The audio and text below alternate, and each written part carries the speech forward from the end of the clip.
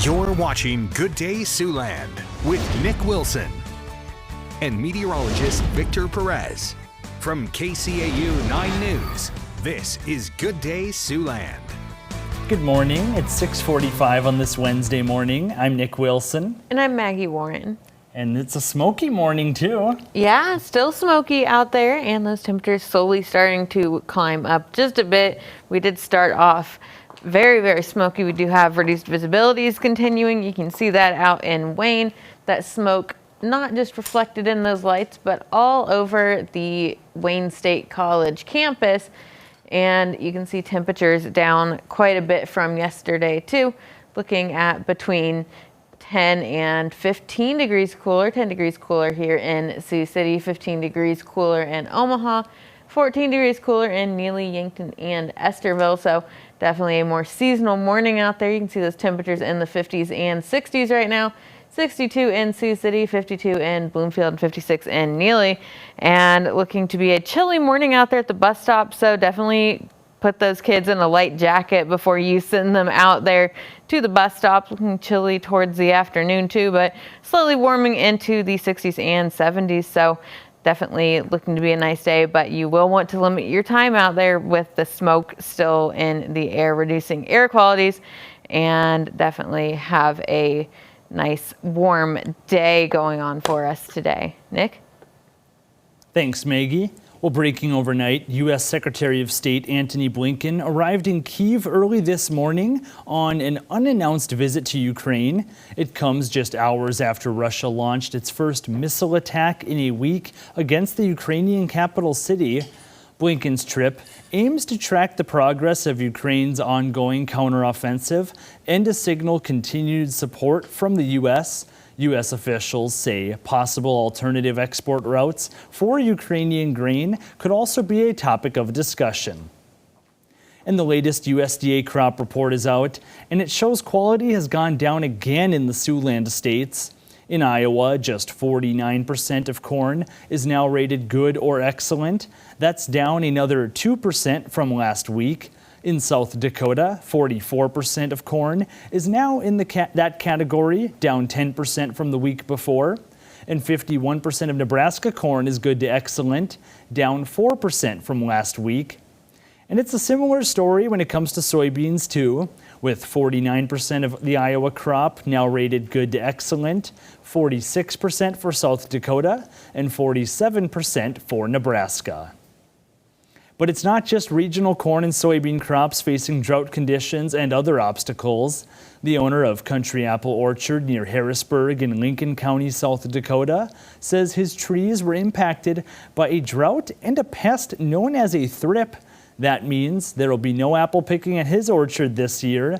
The good news, though, is you'll still be able to buy apples at the orchard store thanks to a partnership. We have, however, reached out and are partnered with some local orchards in Minnesota to bring in all the same apples we normally would have had, and then we're even focusing on having some more varieties as well. Jones says the orchard is saving what few apples it does have on the trees for kids on field trips. Well, meanwhile, scammers are finding new ways to take money from Venmo users. The popular money transferring app allows people to easily send money to family and friends, but Venmo also allows users to share their transaction history with friends. The problem is scammers could also potentially see that info, making it easier for them to make convincing, fraudulent requests. Experts say it's better to keep your payment history private. Consumers need to take and lock down their information as much as they can. You need to make your accounts very, very private. I don't need to see that my friend bought dinner or paid for lessons or paid for their haircut. I don't need to see any of that. Experts add, if you get a request through the app to send money to a friend, make sure you give them a call first to verify it's legit. Well, now it's time to meet today's Stray of the Day, and it's still Waiting Wednesday. So every Wednesday we feature a pet picked up by Sioux City Animal Adoption and Rescue who's been waiting quite some time to find a forever home. This is Brandy, a 2 to 3-year-old female pit bull terrier that weighs about 70 pounds. She was found on the 400 block of West 3rd Street back at the end of July. The rescue says she's smart and sweet and gets along well with people, but would prefer to be an only pet. Brandy is available for adoption now. And if you've lost your pet, looking to adopt, or you'd like to sponsor a pet for adoption, you can visit the rescue's website at SiouxCityAnimalRescue.com. She's cute. She is so cute. Kind of a larger dog. Actually weighs about the same as my dog, about 70 pounds. Yeah, she'll make someone a really good pet, a really good friend. Yeah, and she likes to be an only pet, but she might not mind the temperatures we're seeing, except for that smoke. Yeah, that smoke really the only issue we have today. Otherwise, those temperatures are really, really nice out there. You can see that smoke on the Wayne State College camera out in Wayne, Nebraska. Definitely looking very, very hazy out there this morning. And those visibilities reduced by that smoke too, down to 4 miles in Sioux City, 5 in Cherokee, and you can see that layer of smoke, that moderate layer of smoke across all of Siouxland.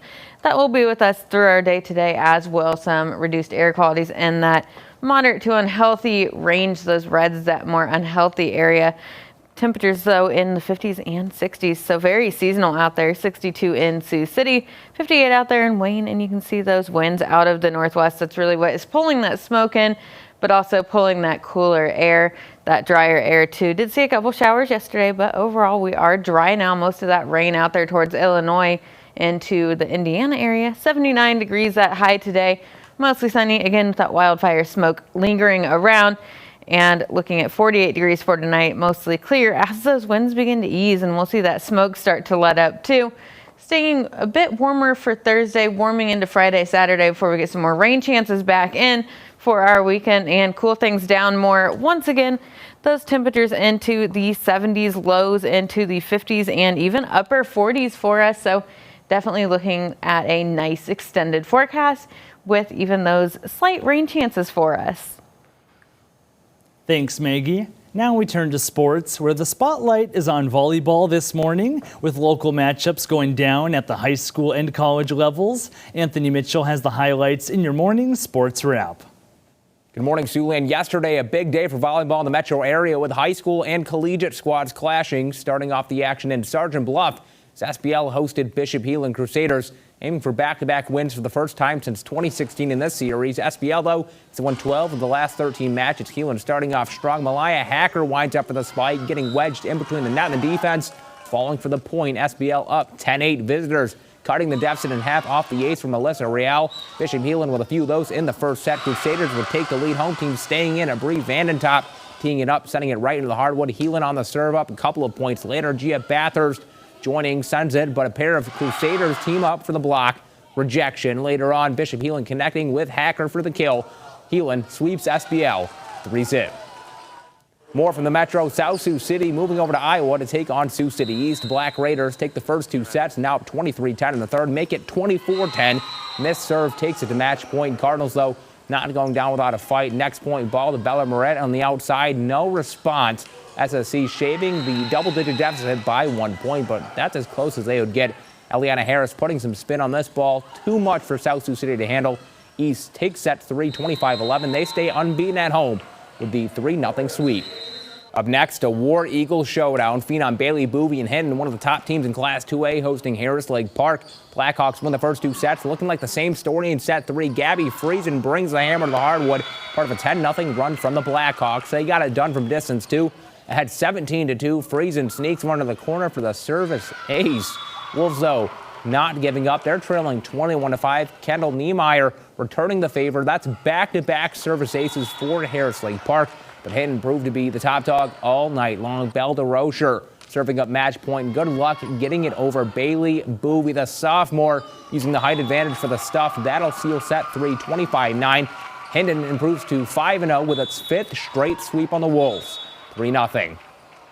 At the collegiate level, Briarcliff taking on Morningside in the Sioux City Showdown at Alley Gymnasium in a matchup of local GPAC squads. Briarcliff aiming for conference win number 1, while Morningside has claimed 3 of the last 4 meetings in the series. Chargers claiming the early lead in set one. Olivia Corey tees it up to Avery Beller. She drops the hammer. That would help BCU take the lead. Morningside mustering up a response. Bump, set, spike to that far side of the net for Claire Wilson, making the score 17-14 Chargers. Later on, it's Corey again elevating for the spike. Briarcliff takes set one on the road. Mustangs trying to make moves in set two, but it's the Chargers bringing the heat. Road team starting off on a 5-1 run, but it would be Morningside stealing the show. Wilson winds up, she connects on set point as Morningside picks up the 3-1 win over Briarcliff.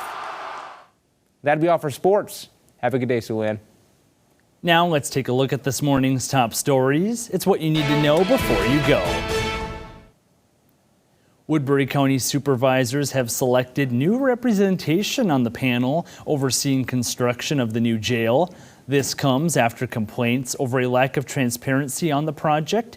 LEC Authority Chairman Ron Wick recently told us any lack of communication between the authority and the board comes on the advice of the authority's attorneys. More than a year ago, Rocky DeWitt was selected to be the county's representation on the authority while serving as a supervisor. He continued in the role even after being elected state senator and leaving the board. Supervisor Mark Nelson has been attending authority meetings as a county liaison, but has not been able to sit in on closed session meetings. Yesterday, supervisors voted 5-0 to remove DeWitt from the authority and officially appoint Nelson. Personally, I think the reason for replacing me is you're not getting information that you think you need. The authority have held closed sessions for a reason, and we all know that info cannot be repeated. Just don't want you guys to have these expectations that I'm going to take his spot, I'm going to go to these closed sessions, and I'm going to come back here with glowing reports to fill you in. The flow of information is going to suddenly change. Nelson will begin serving immediately. Representatives from at least 2 labor unions also raised concerns with supervisors over the uncertainty of the jail's opening date. LEC Chairman Ron Wick did not attend last night's meeting. And elsewhere, the Chief Operating Officer of Summit Carbon Solutions testified before the Iowa Utilities Board in Fort Dodge. Summit is seeking a permit to build a CO2 pipeline running through parts of Iowa. Radio Iowa reports that COO James Powell is in charge of the pipeline's construction. During his testimony, Powell confirmed the project would not proceed in Iowa if the North Dakota Public Service Commission doesn't approve a permit.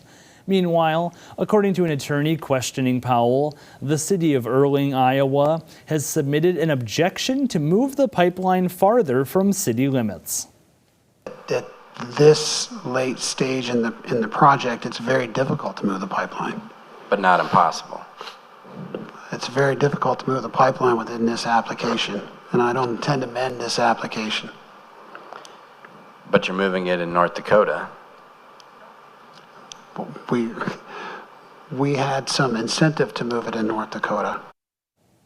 When asked about the relationship between Summit and the state government and how landowners want to have a fair say in the hearing, Powell says he has seen no partiality so far in the hearing proceedings. Well, don't let that smoke fool you. It's still going to be a comfortable day out there at least. Yeah, temperatures taking a turn towards that more seasonal range in those upper 70s for us today. But you'll want to limit your time if you're going out there to enjoy that weather with that smoke in the air today, reducing air qualities. Some improving conditions for our Thursday temperatures, warming just a bit into those mid 80s. Some showers Thursday night into Friday morning, then warming into our Friday and Saturday. More shower chances Sunday into Monday, and then we see temperatures fall even more back into those low to mid 70s, so even below seasonal average for us into next week. And those lows looking fall-like too, temperatures into the 40s and 50s. Definitely going to feel like a Friday night football weather for us Friday. Well, that smoke is not welcome, but those 70s are. Yeah. Well, thanks for watching. Have a great rest of your day.